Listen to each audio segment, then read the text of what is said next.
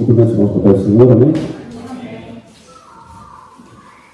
Abra sua Bíblia no livro de 1 Samuel, capítulo 16.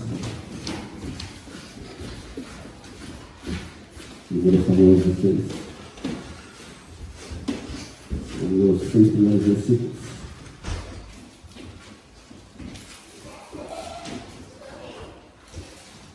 Amém?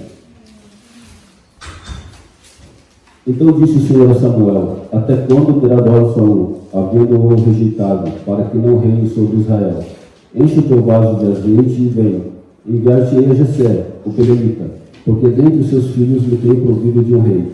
Porém disse Samuel: como irei eu? Pois ouvindo-o Saul me matará. Então disse o Senhor: toma a bezerra das vacas em tua mão e dize: vim para sacrificar ao Senhor. E convidará Jessé ao sacrifício. E eu te farei saber o que há de fazer. E ungir-me-ás a quem eu te disser. Fez, pois, Samuel o que dissera ao Senhor, e veio a Belém. Então os anciãos da cidade saíram ao encontro, tremendo, e disseram: de paz a tua vinda? E disse ele: é de paz. Vim sacrificar ao Senhor. Santificai-vos e vinde comigo ao sacrifício. E santificou ele a Jessé e seus filhos, e os convidou ao sacrifício. E sucedeu que, entrando eles, viu a Eliabe e disse: certamente está perante o Senhor o seu ungido. Porém, o Senhor disse a Samuel: não atentes para a sua aparência, nem para a altura da sua estatura, porque eu tenho rejeitado. Porque o Senhor não vê como vê o homem, pois o homem vê o que está diante dos olhos, porém o Senhor olha para o coração. Amém? Amém. Irmãos, podem se assentar. Glória a Deus. O livro de 1 Samuel, a partir do capítulo 16, vai falar que Deus começa a instalar um novo tempo sobre Israel. Vai falar da escolha de um ungido, um homem que, segundo o coração de Deus. Mas eu gostaria de falar um pouco sobre Samuel. Samuel, a gente sabe que ele foi consagrado ao Senhor, ele foi criado na casa do sacerdote Eli.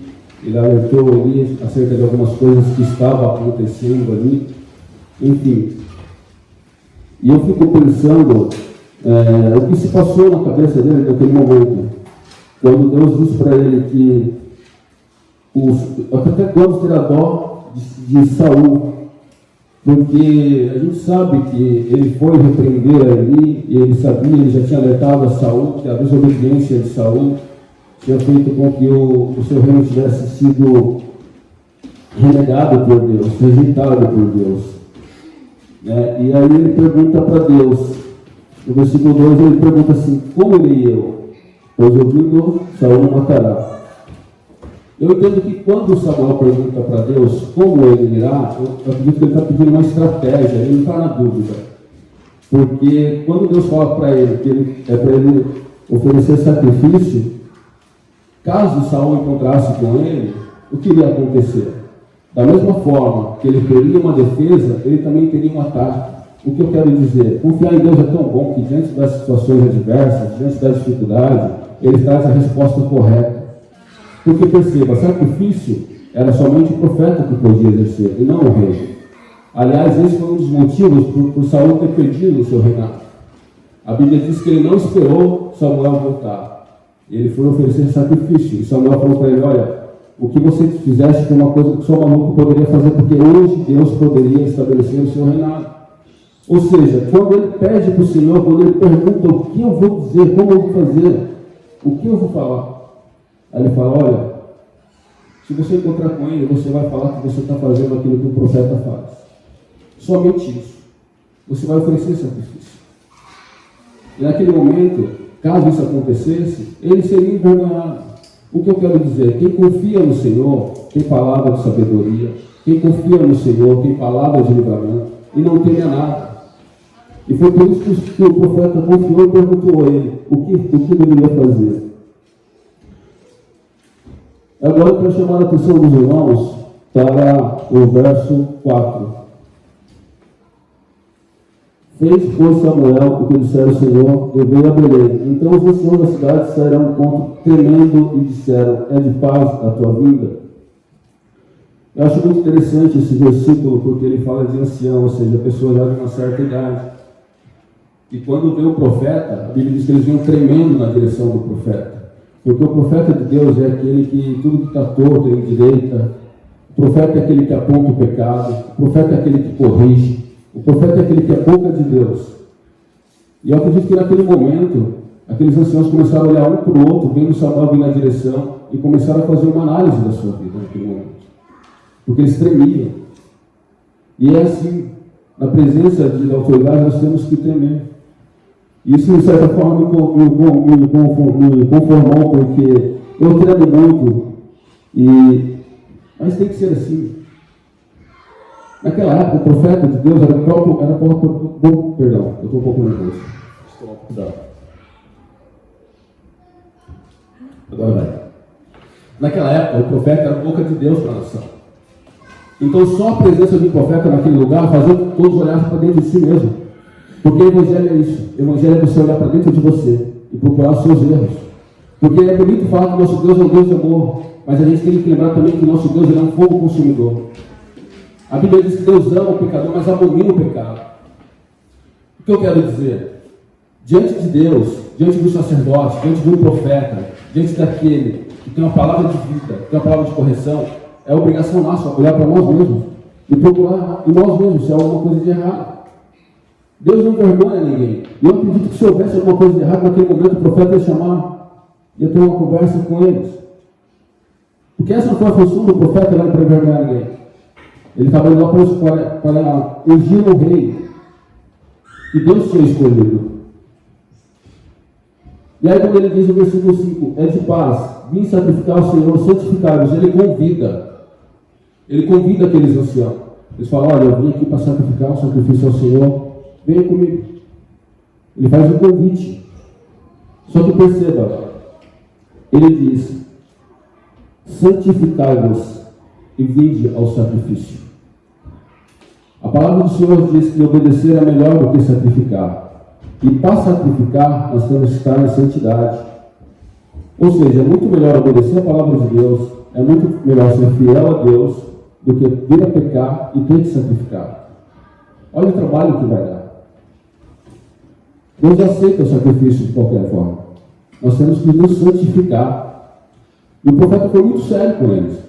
Vocês querem vir, mas vocês têm que se santificar. Porque sem santidade, ninguém verá a Deus. A palavra do Senhor diz que sem santidade, ninguém verá a Deus. Então, ao mesmo tempo, o profeta chama aquele povo a se santificar. Para poder oferecer o sacrifício ao Senhor.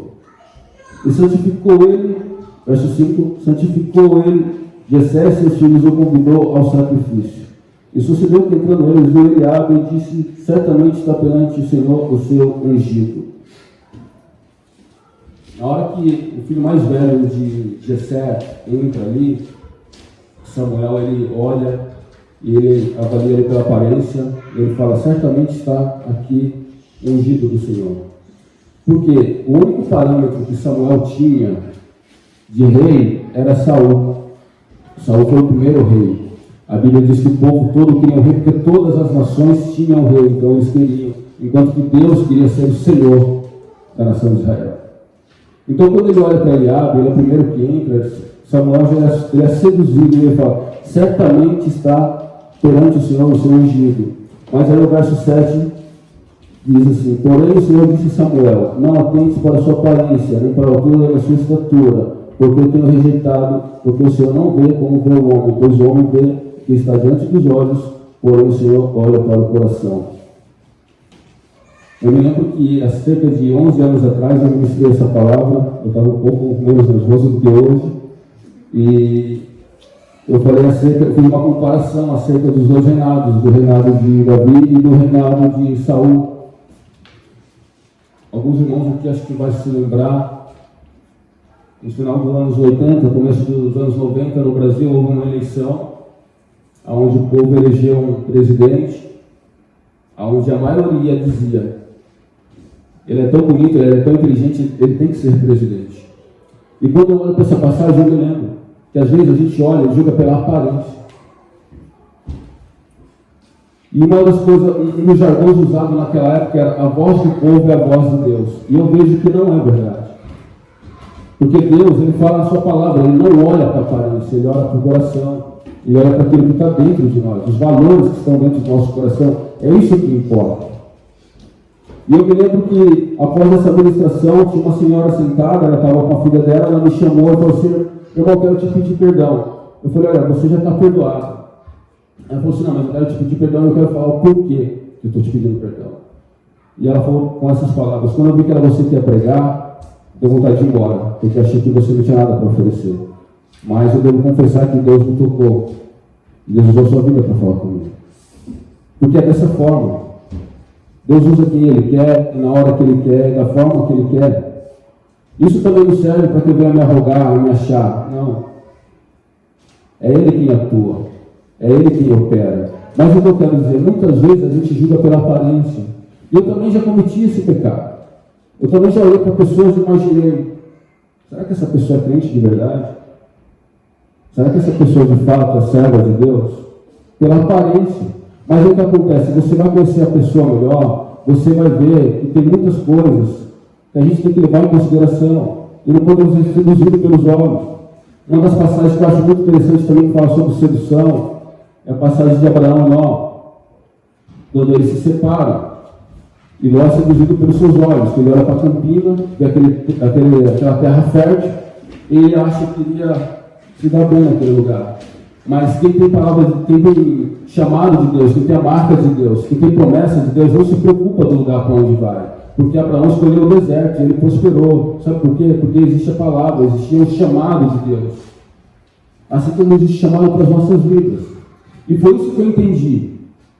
Que não importa o que as pessoas pensam. Nós devemos nos conhecer. A gente não pode fazer um pré-julgamento. A gente não pode deixar os nossos olhos nos seduzir. Isso é tão sério que Jesus Cristo fala que os olhos são as janelas da alma. E se os vossos olhos forem ruins, todo o nosso corpo será ruim, será trevas. Então o que eu aprendo com Deus?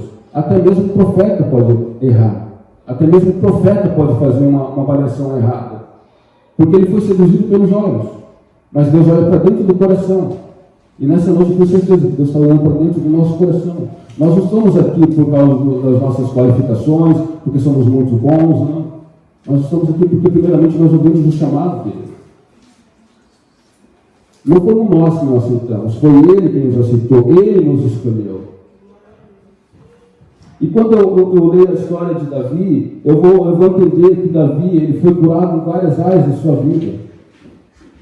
Imagina só, Davi, a gente sabe que ele estava no campo, ele já era pastor.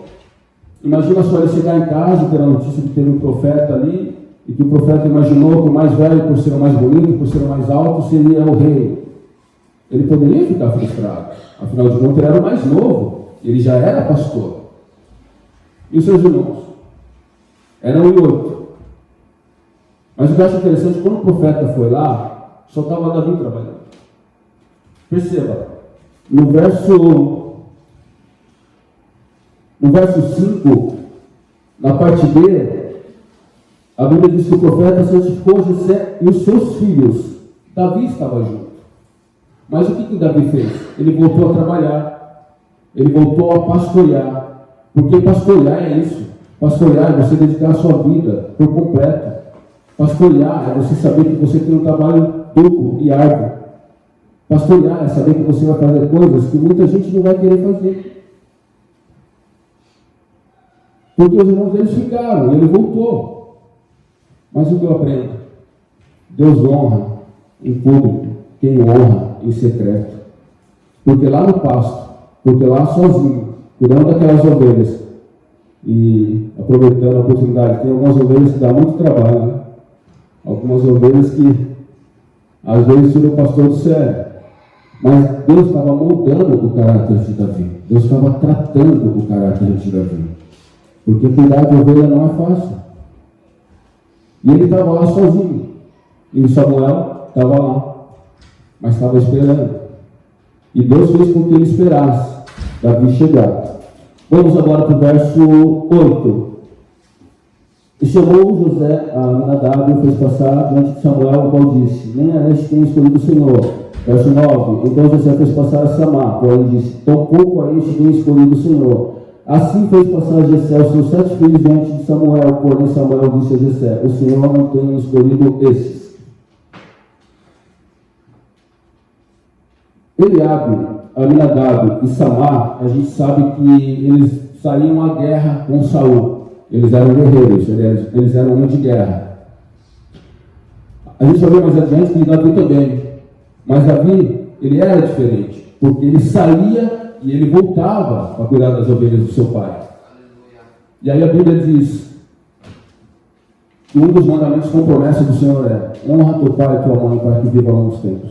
Esse é um dos únicos, ou o único talvez, não quero pecar, mandamento com promessa. E Davi já cumpria isso, porque ele ia a Saul, mas ele voltava para cuidar das ovelhas do seu pai. Ele estava honrando o seu pai. O que eu quero dizer? Se a gente não honrar os nossos pais que nós vemos, como que nós vamos honrar a Deus que nós não vemos? E quando nós cumprimos esse mandamento, a palavra de Deus diz que nós viveremos longos dias. E viver longos dias, eu me lembro que no último domingo que eu tive a oportunidade, eu falei sobre longos dias, onde lá em Isaías, o Senhor nos compara com árvore. Longos dias é ter vida com prosperidade, é ter vida com abundância, é ter dias fartos. Então, quando Davi estava fazendo isso, sobre a vida dele estava vindo essa palavra, estava vindo essa promessa: viver longos dias e ser próspero, e ter dias de paz. É preciso aprender a honrar a nossa liderança. E ele cumpria isso tanto com seu pai quanto com Saul, porque mesmo Saul já tendo sido destronado, mesmo Saul já sabendo que ele não seria mais rei, Davi não o desonrou. Muito pelo contrário, ele continuou a honrar. O profeta Samuel também, ele sabia disso. Por isso o receio dele. Porque ele ainda era rei. Davi ainda não tinha ascendido ao trono. Tinha chamada. Samuel vai na frente ungi-lo. Mas Davi, tanto Davi quanto Samuel, sabiam honrar a liderança. Honrar a liderança é honrar a Deus.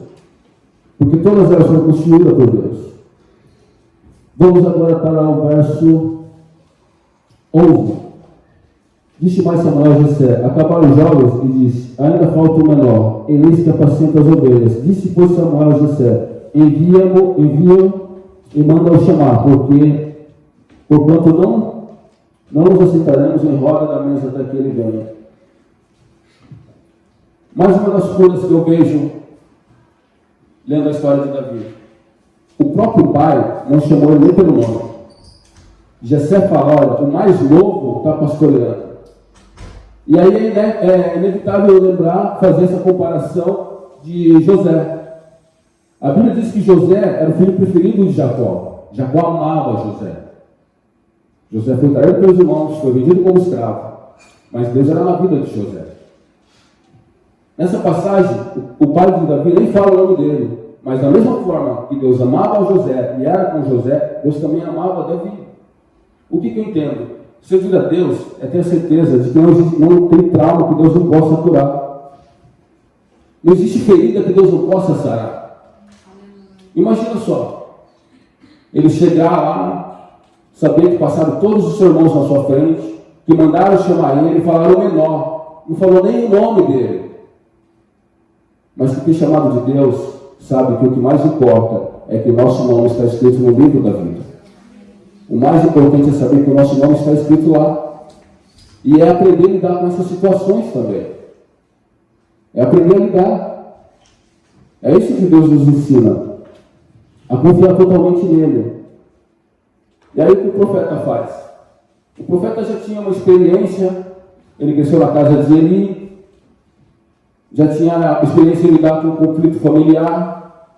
Olha o que o profeta faz.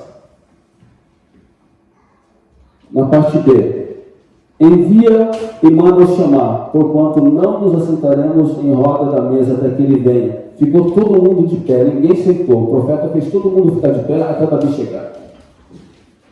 Porque quando Deus honra mesmo. E ficou todo mundo de pé esperando Davi chegar. Aí nesse momento, eu imagino, o que será que passava na cabeça de Jessé?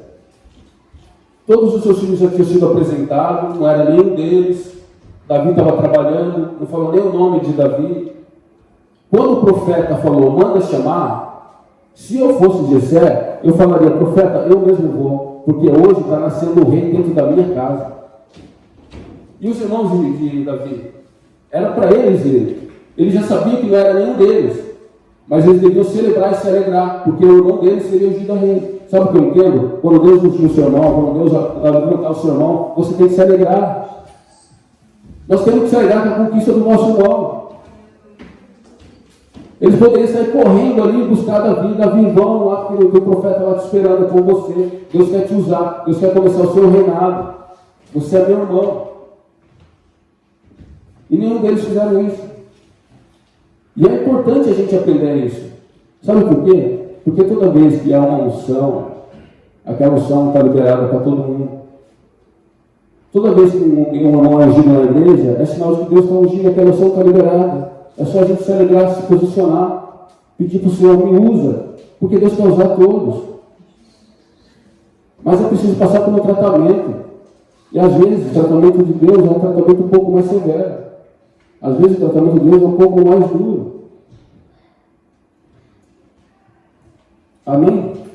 Versículo 12. E mandou em busca dele e trouxe.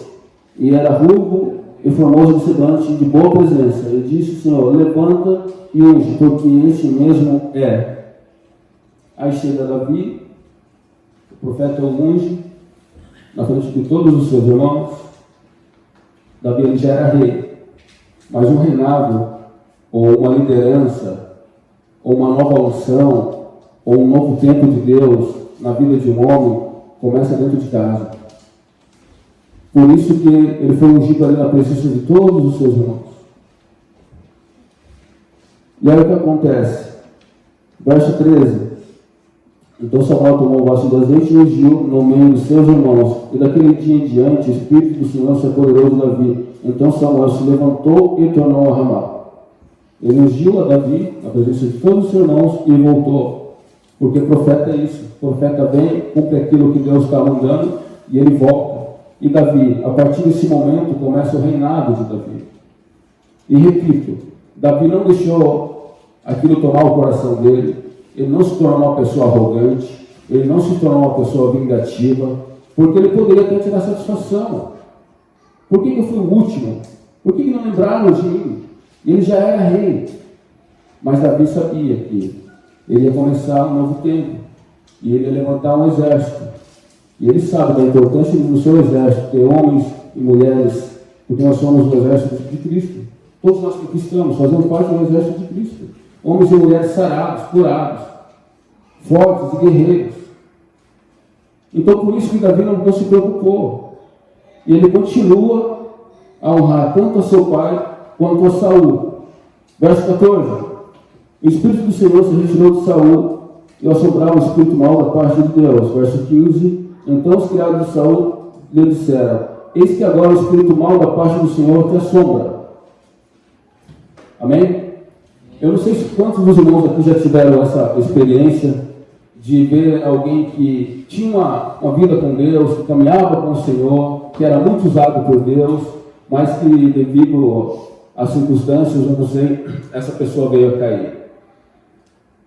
Eu, antes de ir para o Japão, já falei isso para os irmãos, eu fiquei 3 meses morando na casa da minha mãe e do meu pai. Estava trabalhando com meu pai. E lá Deus me fez, eu estava lembrando isso hoje, estudando, Deus me fez ver uma cena ali que me marcou.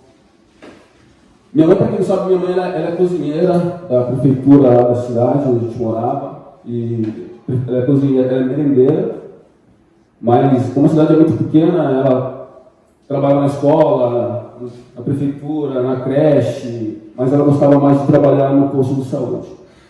E eu fui visitá-la, eu já sabia que eu ia vir para cá, e tinha uma senhora lá no leito que gritava, estava chamando um nome lá, Raimundo. E eu perguntei para minha mãe quem era. Ela falou: é uma senhora, está ali no leito e tal. E eu fui lá e vi a senhora. Eu perguntei quem que ela está chamando. A minha mãe falou: está chamando o esposo dela. Esse esposo foi uma pessoa que eu conheci, ele era pastor, ele foi preso, cumpriu sua pena, saiu, entregou sua vida ao Senhor, tornou-se um pastor, uma grande bênção. Muitas vidas se renderam, se chegaram aos pés do Senhor através da vida dele. O testemunho dele era muito forte, por uma cidade ser muito pequena, ele recebia vários convites para pegar em várias igrejas. Mas eu não sei o que aconteceu, ele desviou. E eu vi aquela cena, eu fiquei chocado, eu fiquei triste de saber que alguém que era pastor, que ganha tanta vida para Jesus, que pregou para tantas vidas, tirou tantas vidas do tráfico, ele tinha sido preso por tráfico, está naquela situação. E por que ele estava com aquela senhora? Só para usufruir do benefício da aposentadoria que ela tinha. Então, quando eu olho para essa cena aqui, eu vejo que a palavra de Deus diz que o Espírito se retirou de Saul, saiu o brilho, saiu a unção, saiu o poder, saiu da vida de Saul. E é triste de ver uma pessoa que era tão usada por Deus perder isso. Eu vi aquele pastor e eu fui falar com ele assim, e eu não consegui conversar direito, porque não tem muita coisa para falar. Né? É triste. E ele estava naquela situação só para poder se alimentar, só para poder usufruir da aposentadoria. E é isso que acontece. Quando nós pecamos, quando nós nos rebeliamos, quando nós obedecemos ao Senhor, quando nós queremos... Porque foram todos esses pecados que Saul cometeu. O Espírito do Senhor se retira. E a vida daquela pessoa não é mais a mesma. Eu conversando com a minha mãe, falei, é triste de ver. Repito, o testemunho dele foi muito forte, durante um bom tempo naquela cidade, muitos jovens aceitaram Jesus por causa disso, por causa do testemunho dele. Mas quando a gente sai da presença do Senhor, infelizmente o Espírito do Senhor, ele se retira. Então os criados, verso 15 agora, então os criados de Saul lhe disseram, eis que agora o Espírito mal da parte do Senhor te assombra. Diga, pois, nosso Senhor aos seus servos que estão em tua presença que buscam um homem que saiba tocar harpa.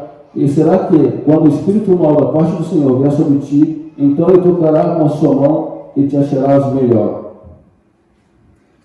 É tão triste de ver uma pessoa sair da presença do Senhor, decair da graça, como diz o apóstolo Paulo, e foram os seus servos que chegaram para ele e falaram, olha, você não está bem. O Espírito do Senhor se retirou de você, você tem que mandar, deram até direção para alguém que era rei. Imagina o rei recebendo direção do servo. Aqueles homens que ouviam e obedeciam as ordens de um rei, agora são os servos que dão orientação para ele. E aí ele diz,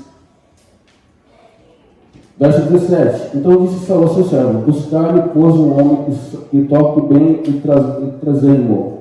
18, então respondeu os dois jovens e disse, eis que tenho visto o filho de Jessé, o belemita, que sabe tocar, é valente, animoso, homem de guerra, sisudo de palavras, gentil presença, o Senhor é com ele. Aqui a gente sabe que aquele jovem estava falando de Davi. Só que mais uma vez, o nome dele não é lembrado. O jovem diz assim, olha, respondeu um dos jovens e disse, eis que tenho visto um filho de Jessé. O que eu tenho? Homem de Deus é observado. E ele diz assim, eu vi um filho de Jessé. E olha as qualidades que ele numera aqui sobre Davi. Sabe tocar, é valente, é animoso, sabe tocar. A gente sabe que os salmos, a grande maioria dos salmos foram escritos por Davi, quando ele estava pastoreando as ovelhas, e até os dias de hoje, você vai ler salmo, você se emociona, porque para escrever os salmos, Deus tinha que estar com ele, porque é um nível de arrependimento, de quebrantamento muito grande, e ele estava só, e ele sabia tocar. Eu acredito que Davi, quando ele estava sozinho com as ovelhas, ele tocava salmos ao Senhor. Ele toava cânticos de agradecimento ao Senhor. É valente. Para servir a Deus, nós temos que ser valentes. Temos que ser corajosos. Lá em Juízes, a Bíblia diz que Gideão, quando Deus chama Gideão, Gideão faz um teste com o povo. E ele diz, olha, quem for tímido e medroso, volte. E voltaram muitos. De 32 mil, voltaram 10 mil.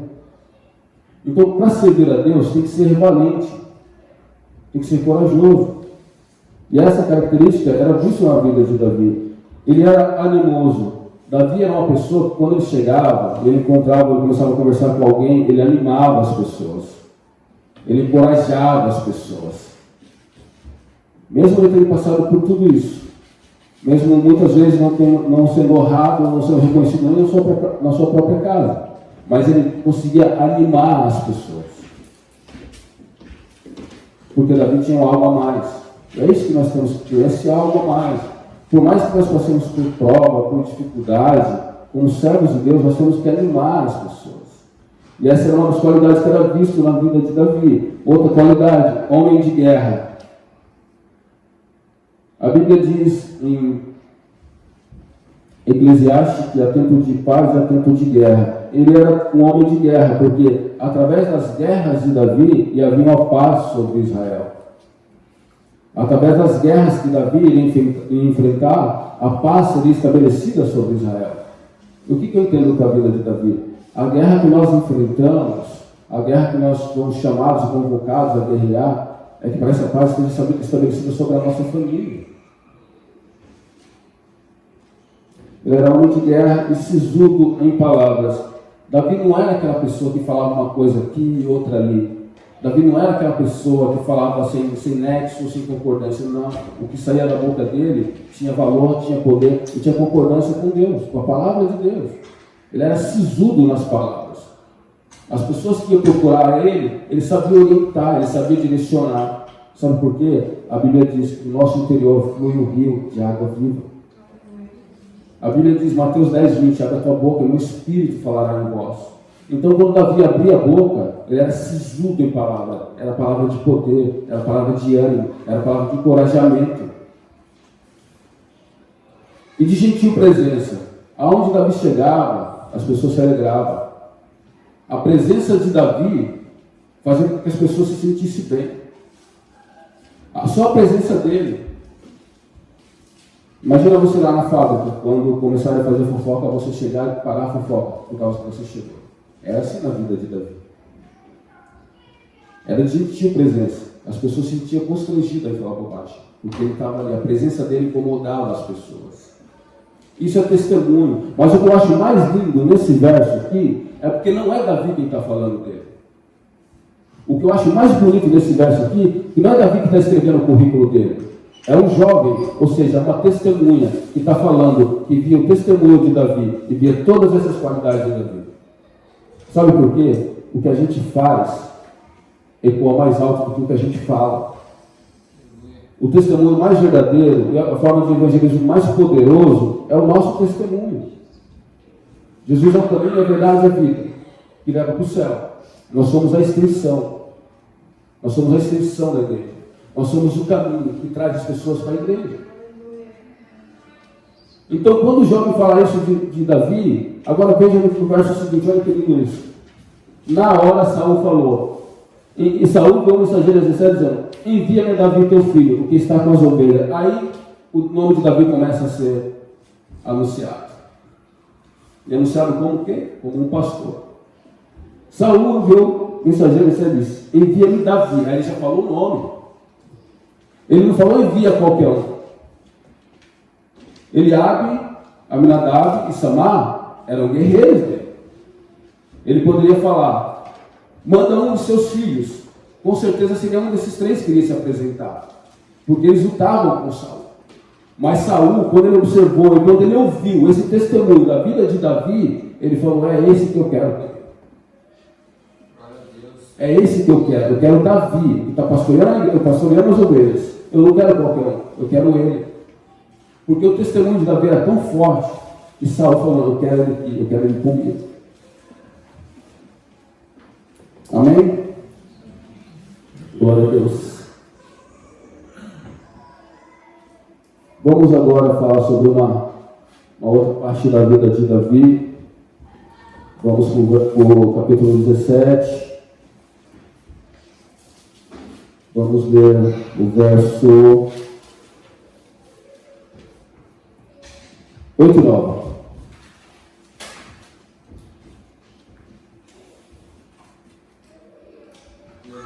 Samuel 17, 8 e 9. E parou e clamou as campanhas de Israel e disse, Para que saireis a ordenar a batalha, não sou eu filisteu e vós servo de Saul, escolhei dentre vós um homem que desça a mim. Se ele puder pelejar comigo e me ferir, seremos vossos servos. Porém, se eu vencer e o ferir, então serei nossos servos. Em outra versão, a Bíblia vai dizer que se ele sair a peleja e me matar, nós seremos vossos servos. Aqui Davi já ungido por Deus, Davi já reconhecido na sua família, já reconhecido por Saul, que seria o próximo rei de Israel. Ele fica sabendo desse desafio e ele se põe à disposição para pelejar. A Bíblia diz que as pessoas olhavam para Golias e sentiam medo, tremiam. E quando Golias vem afrontar, ele usa essas palavras: não sou eu filisteu e vós servos de Saul? Aí ele manda escolher um homem. E a Bíblia diz que estava todo mundo com medo. Mas Davi nunca chamou Golias de gigante, porque o gigante era ele. Davi nunca chamou Golias de gigante, porque quando ele pastoreava as ovelhas de seu pai, o urso e o leão atacavam, ele tirava a ovelha da boca do leão, do urso e matava. E ele fazia tudo isso em secreto, porque Deus já estava treinando Davi, Deus já estava capacitando Davi. Davi era valente, Davi era corajoso. E Davi sabia que ele ia começar um reinado, ele tinha que ter homens corajosos, homens valentes, homens destemidos. Mas o que eu quero chamar a atenção dos irmãos, Golias, ele afronta dizendo que ele era o servo de Saul. Porém Davi, lá no versículo 26, 17 e 26, então falou Davi aos homens que estavam com ele, dizendo: que fará aquele homem para ferir esse filisteu e tirar a afronta de sobre Israel? Quem é, pois, esse filisteu para afrontar o exército do Deus vivo? Olha a diferença. Golias estava falando que eles eram só servos de Saul. Davi estava falando que ele estava afrontando o exército do Deus vivo. Davi estava tirando aquela batalha do campo físico e levando para o nível espiritual. Porque aquele que confia no Senhor não se abalarão. Porque as nossas guerras, nós vencemos na oração. Porque as nossas guerras, nós vencemos com o poder de Deus atuando em nossa vida. Enquanto aqueles homens estavam ali todos preocupados, como que eles iam vencer aquele gigante, o que eles podiam fazer, Davi estava ensinando: confia no Senhor. Porque essa afronta não é contra vocês, é contra o Senhor dos exércitos. A afronta que veio contra a nossa vida, irmãos, não é contra nós, é contra Deus. É só transmitir para ele, falar assim: não, eu estou sendo ofendido, estou sendo atacado, estou sendo perseguido, mas tu és o Deus da minha vida, tu és o Deus da minha salvação, tu és o Senhor da guerra. E essa declaração de Davi, e agora eu quero chamar a atenção dos irmãos, porque essa declaração de Davi faz com que alguns entendam que ele estava dizendo que ele ia brigar. Ele não falou aquilo, ele só falou que a guerra não era contra os servos de Saul, mas era contra os deuses dos exércitos. Isso me faz lembrar a época de escola, quando a gente está sempre, cada ano é uma turma nova, amigos novos, alunos novos, e aparece aquele valentão, e fica todo mundo falando: ele é folgado, aquele que vai lá, você está jogando futebol, ele vai lá e toma a bola, aquele que você está comendo salgadinho, ele vai lá e toma. Tem um problema ali. Mas ninguém quer se levantar para resolver o problema. Até que alguém fala assim: quem ele pensa que ele é? Eu não sei se isso já aconteceu com os irmãos, isso já aconteceu comigo uma vez. Quando eu falei essa frase, quem ele pensa que ele é, foi a pior besteira que eu fiz na minha vida. Mas sabe por quê? Quando ele falou assim, quem ele pensa que ele é? Eles estavam com tanto medo que eles entenderam: olha, ele vai brigar com você. Aí o que acontece? Olha o irmão mais velho, no versículo 28, ouvindo Eliabe, o seu irmão mais velho, falar com aqueles homens, acendeu a ira de Eliabe contra Davi. Mas o que Davi falou? Davi não falou nada demais. Ele só falou que Golias estava afrontando os deuses dos exércitos. Não falou que ia a peleja. Só que o irmão mais velho dele, movido de inveja, movido de ira, foi lá falar para Saul, falando que Davi ia brigar com Golias. E aqui mais uma vez eu me lembro da vida de José. Os irmãos sentiam ciúme dele. Tomaram a sua túnica e jogaram ele no poço. Mas quem confia no Senhor tem poder tanto para sair do poço, tem estratégia para sair do poço, vai sair do poço, Deus vai honrar, vai tirar e vai colocar em lugares de destaque. Porque a confiança está no Deus.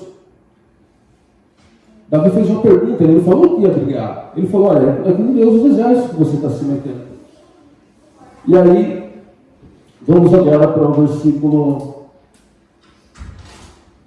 30. Ele desviou-se dele para o outro e falou conforme aquela palavra, e o povo lhe tornou a responder conforme as primeiras palavras. Aí Davi viu que seu irmão já estava com raiva, estava enfurecido, estava com ciúme. Ele saiu de perto e foi conversar com outras pessoas. E a Bíblia diz que o povo lhe tornou a responder conforme as primeiras palavras. Agora, quais foram as primeiras palavras? Vamos lá para o verso 25. No verso 25 diz assim: E diziam os homens de Israel, viste aquele homem que subiu, pois subiu para afrontar Israel. Vai dizer, pois, que o homem que eu feri, o rei o enriquecerá de grande riqueza, dará sua filha e fará isenta de imposto a casa de seu pai.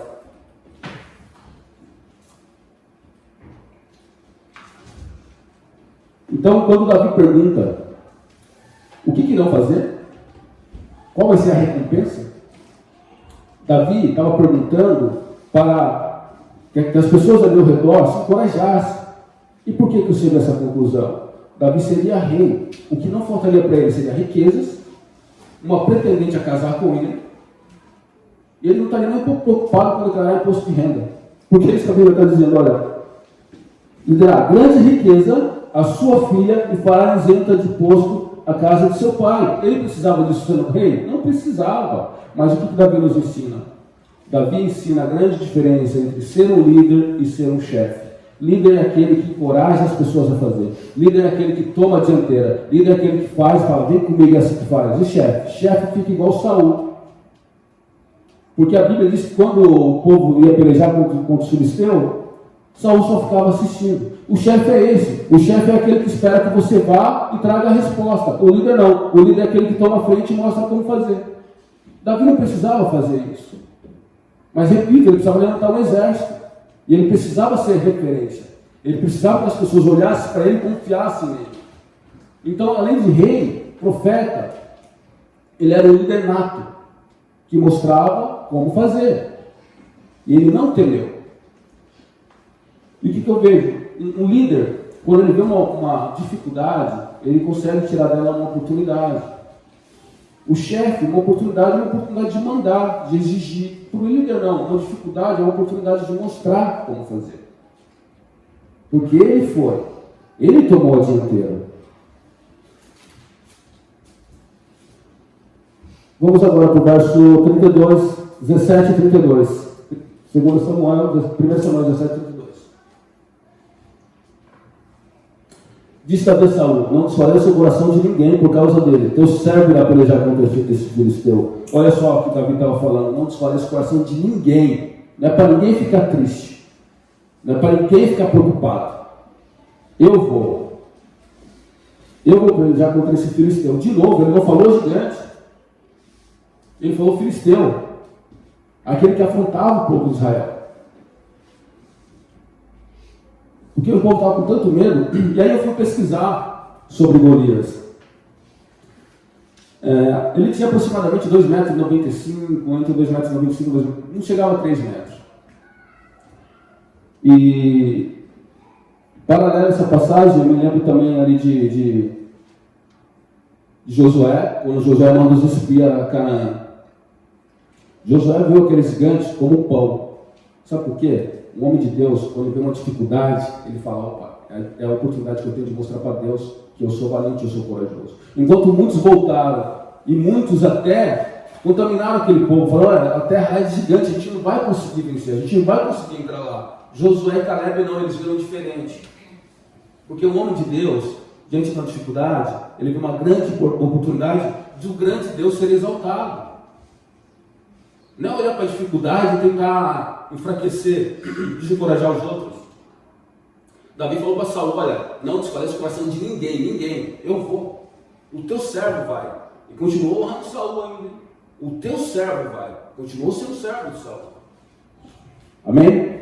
Vamos agora para o verso 33. Porém Saul disse a Davi: contra esse filisteu não poderás ir para pelejar com ele, pois tu ainda és moço, ele é homem de guerra desde a sua mocidade. Então Davi disse a Saul: teu servo apacentava as ovelhas de seu pai, e vinha um leão ou um urso e tomava uma ovelha do rebanho. Eu saía após ele, eu feria, e livrava da boca. Ele levantando ele contra mim, lançava a mão da barba, eu feria. É a primeira vez que Davi dá o currículo dele. É a primeira vez que Davi fala dos grandes feitos dele. Porque o povo estava com tanto medo que precisava de um líder que tivesse história. Sabe por quê? Não existe profeta sem história. Não existe homem de Deus sem história. Não existe. Homem de Deus que é homem de Deus é forjado. Homem de Deus que é homem de Deus é tratado. Homem de Deus que é homem de Deus ele é provado. Aí Davi começa a falar. Mas perceba, sem se soberbecer, sem arrogância nenhuma. E ele estava priorizando as ovelhas. Ele falou: olha, quando vi o leão, o urso, eu ia atrás de tomar. Eu vou contra esse filisteu. Eu vou contra esse circunciso filisteu. Eu não vou contra um gigante. Eu não vou contra um grande problema. Eu tenho experiência. Homem de Deus, que é homem de Deus, tem que ter experiência. Tem que ser provado. Tem que ser tratado. Deus não vai levantar um líder porque Deus já tinha acontecido. Deus já tinha colocado Saul. Tudo bem que foi pedido do povo. Foi pedido do povo. Mas Deus esperava um rei que o honrasse. Um rei corajoso. Um rei valente. Um rei que não... Porque hoje em dia a gente vê tantas e tantas coisas. A gente vê pessoas desistindo por qualquer coisa. Nem ofereceram riquezas. A filha do rei em casamento. E aí, sessão de posto, ninguém se levantou. Hoje de manhã eu levantei, fui orar, fui terminar o esboço e eu não sou muito chegado no Facebook, mas de vez em quando eu dou umas olhadas lá, umas fuçadas. Aí apareceu uma mensagem lá: fulana curtiu tal vídeo e tal, eu fui ver. Era um vídeo, está circulando, alguns irmãos devem ter visto, de 3 homens tentando matar um rato. Tem um lá com a mangueira, o outro com a vassoura, o outro já tem uma cadeira já para subir em cima e uma mulher filmando. A hora que o rato sai, eles começam a gritar e a mulher dando risada. Irmão, no nosso meio também tem. Deixa eu contar uma experiência. No ano que eu conheci a minha, há exatamente 10 anos atrás, em janeiro de 2010, eu fui numa vigília, onde eu vi ela, e Deus falou comigo que ela seria minha esposa. E a gente sabe, vigília todo mundo tem oportunidade. Aí chegou um rapazinho lá, cabelinho moicano, tal, calça apertadinha, gravata dourada. Aí ele pediu uma oportunidade. Aí ele abaixou atrás do púlpito, começou. Ó, tem uns que mudam a voz, uns gritos lá. Amém. Só que antes dele tinha uma mocinha. Ela tinha ido cantar, muito bonitinha, devia ter uns 16, 17 anos, toda recatada, vestidinho, lacinho e tal. Aí ela terminou, ele teve a oportunidade, ela saiu, ele foi atrás dela. E estava lá conversando com ela. E ela olhava assim para a roupa dele, assim, e tal. E ela estava só esperando uma oportunidade para sair dali. Na hora que eu cheguei, ela saiu. Sabe por quê? Uma mulher de Deus merece um homem de Deus. Uma filha de um rei tem que ser conquistada. Como é que um camarada que quer conquistar uma mulher, que quer... Eles não estão entendendo. Como é que vai se apresentar de qualquer jeito? Eu quero uma oportunidade. Ele vai, tá. Hoje em dia eu vejo homens preocupados em fazer risquinho no cabelo. Desculpa. Tá certo que o meu não ajuda muito, né? Não dá muito. A lataria não ajuda mais. Vamos concordar que uma coisa não tem nada a ver com a outra, né? O próprio Deus falou: passar não é olho para o coração, não olha para a aparência. Eu não estou brincando. Tem gente que se preocupa em fazer a sobrancelha que ficar nivelada, de um lado do outro, risquinho para cá e calça colada para lá. E Deus está procurando os valentes. E Deus está procurando os corajosos como Davi. Agora vamos imaginar o biotipo de Davi. Cuidando de ovelha. Um sol. Suado. Não tinha Rexona. Não tinha Ferrari Black. Imagina o biotipo dele.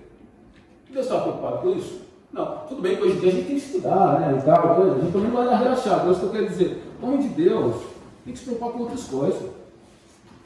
E eu vou aproveitar a oportunidade, no batismo que teve, uma irmã lá de, esqueço, uma Silvânia, ela falou, irmão, eu assisti lá, você tem uma oportunidade lá e tal, então pode ser que esse vídeo alcance outras pessoas.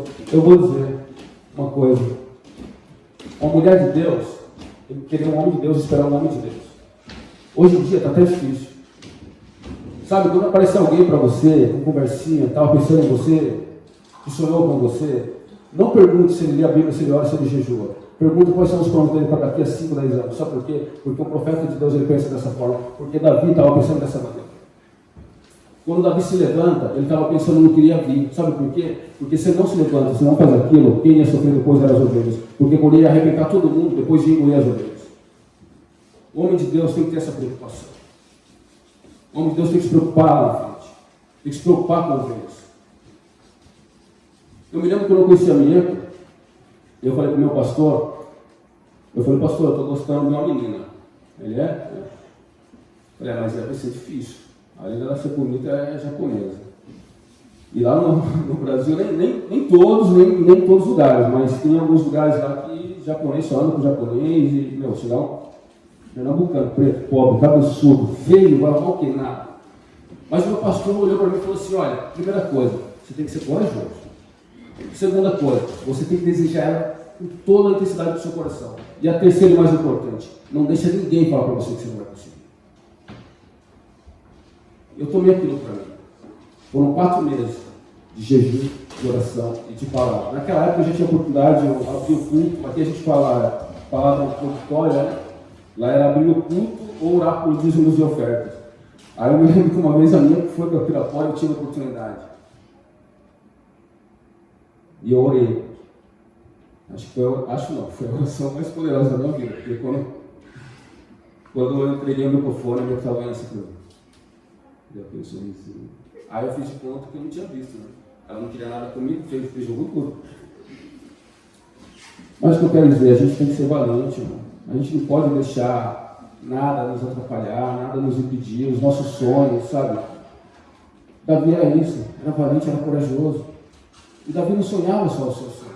Ele sonhava com o sonho de uma nação inteira. Ele sonhava o sonho de Israel. Israel tinha o sonho por um governo justo. Ele não olhava para a vida dele. Ele não pensava só nele. Ele pensava no povo. A palavra de Deus diz lá em Provérbios. E esse é um versículo que está sendo muito usado hoje no Brasil, porque agora no Brasil é época de eleição. A palavra, eu não lembro, eu não quero pecar, eu acho que é 22:2, não tenho certeza. Quando o ímpio governa, o povo sofre. Quando o justo governa, o povo se alegra. E Davi entendia isso.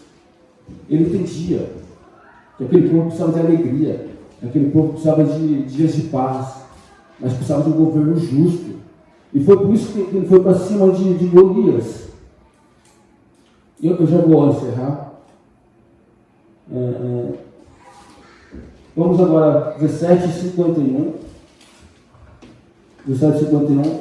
Pelo que correu Davi e pôs-se em pé sobre o filisteu e tomou a sua espada, tirou da bainha e o matou e cortou com ele a cabeça. Vendo então os filisteus que se encontraram mortos, fugiram. Davi, ele declara para Golias: você pode vir a mim com espadas e com escudo, mas eu vou contra você em nome do Senhor dos Exércitos. E uma passagem algo que eu acho muito interessante, que a Bíblia diz que ele com uma funda, né, uma pedra, a pedra encrava na testa de Golias. Eu não sou muito bom de física, mas se a pedra acertou a testa dele, ele deveria cair para trás. Mas quando Deus tira o obstáculo da nossa vida, ele cai com a cara no chão, ele cai envergonhado. E foi isso que aconteceu com Golias. Ele caiu de cara no chão. Porque quando Deus tira de verdade. E aí Davi vai, pega a espada e arranca a cabeça. Porque o mal tem que ser aniquilado. E o povo se alegrou. E a partir daquele momento, pôde vir um novo tempo sobre Israel. A partir daquele momento, Deus começou a colocar em prática aquilo que ele já queria, aquilo que já era o plano dele. Porque, repito, lá atrás não era plano de Deus estabelecer Saul. Ele queria ser o Senhor. Ele não queria ser rei. Ele não queria ser Salvador, ele queria ser Senhor. Sabe por quê? Todo aquele que tem alguém como Senhor, olha para a vida de Davi e fala, eu tenho que obedecer. Jesus é o nosso Senhor. Nós devemos obedecer. Tê-lo como Salvador não é fácil. Tê-lo como Salvador é muito fácil, mas tê-lo como Senhor é mais difícil. Porque aquele que tem alguém como seu Senhor não tem vida própria. Por isso que Jesus falou, se perdemos a nossa vida por amor a Ele, a encontraremos. Porque Ele é o nosso Senhor. Ele é o dono da nossa vida. Ele é o dono de tudo. Ele nos comprou pelo preço de sangue. Eu estou aqui, eu agradeço muito a Deus por tudo que Ele tem feito na minha vida. E domingo passado a gente foi para Toyama e a gente não sabe, chega tarde, né? E eu olhei para minha esposa e falei, você está cansada? Ela falou, estou, mas eu gosto disso. Eu quero ir de novo. E eu vou dizer, eu demorei muito tempo a entender isso, porque eu me lembro uma vez, já tem mais de um ano que isso aconteceu. Eu falei para o pastor que eu ia para Toyama, marquei até o dia, e não fui. Eu tinha me esquecido que eu tinha uma conta para pagar, isso não é justificativa, eu errei mesmo, eu pequei, peço perdão ao pastor e a toda a igreja. Pecado é pecado. E eu não lembrava dessa conta. Só que eu tinha planejado, olha como o orgulho faz a gente pecar. Eu queria ir com o meu carro, nem sabia onde estava Toyama, mas eu queria ir com o meu carro. Eu tinha o meu carro. Eu estou no Japão, eu tenho o meu carro. Eu quero para o meu carro. Nem imaginava que era tão longe. E aí eu paguei essa conta e fiquei sem dinheiro. Aí no domingo envergonhado, eu tinha combinado com o pastor que iria, mas eu queria ir com o meu carro. Eu peguei minha família e fui para Ripuano, no parque. O pastor me ligou. E eu fiquei muito envergonhado. Falei, pastor, depois a gente conversa e tal. Nem entrei no assunto. Aí na segunda-feira, eu indo trabalhar, o pastor trabalhava na Watanabe. É o Watanabe que chama o telefone? Watanabe. E olha como que Deus é. Aí eu estava saindo, eu vi que o pastor estava vindo. Aí o pastor estava bem atrás. Eu dei pisquei alerta, o pastor deu farol. E o pastor estava assim, lembra até hoje, tomando assim no volante. Eu acho que ele estava pensando assim, e essa ovelha? Quem será que é esse cara? Porque tem ovelha para trabalhar. Mas o pastor tem que amar a ovelha. E o que eu aprendo com a vida de Davi? Tudo que ele fez foi por amor. Tudo que ele fez foi por se preocupar. Tudo que ele fez foi porque ele entendeu que para viver uma vida, para honrar o Senhor, para ser alguém honrado, alguém lembrado. Repito, os salmos de Davi são inspirações do coração de Deus. É se preocupar com vidas. Ele fez tudo o que fez, passou pelo que passou. Muitas vezes foi deixado de lado, nem foi lembrado, o nome dele não foi lembrado, nem pelo próprio pai. Mas o último versículo diz que Saul pergunta para os seus servos, de quem ele é filho? E ali Davi fala assim, olha, eu sou filho de Jessé, o teu servo. Sabe o que Davi estava falando naquele momento? Eu sou curado, eu sou tratado, eu tenho pai sim, o nome do meu pai é Jessé, o teu servo. Mais uma vez fazer uma comparação com a vida de José, outro grande líder, outro grande nome. Quando ele foi honrado, a primeira coisa que ele fez foi chamar a família dele e colocar a família dele em lugar de destaque, em lugar de honra. Eu encerro essa mensagem dizendo,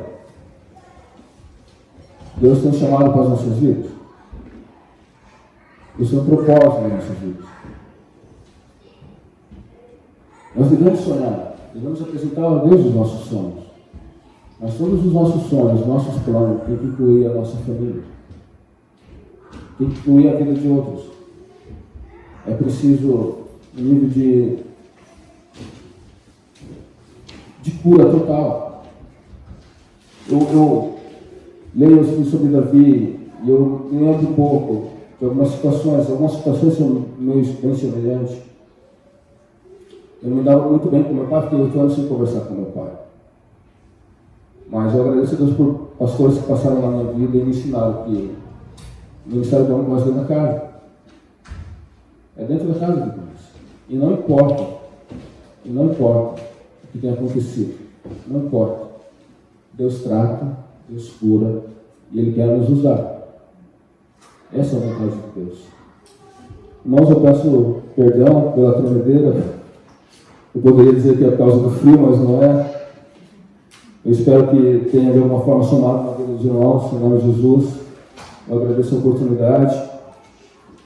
Em nome de Jesus, amém?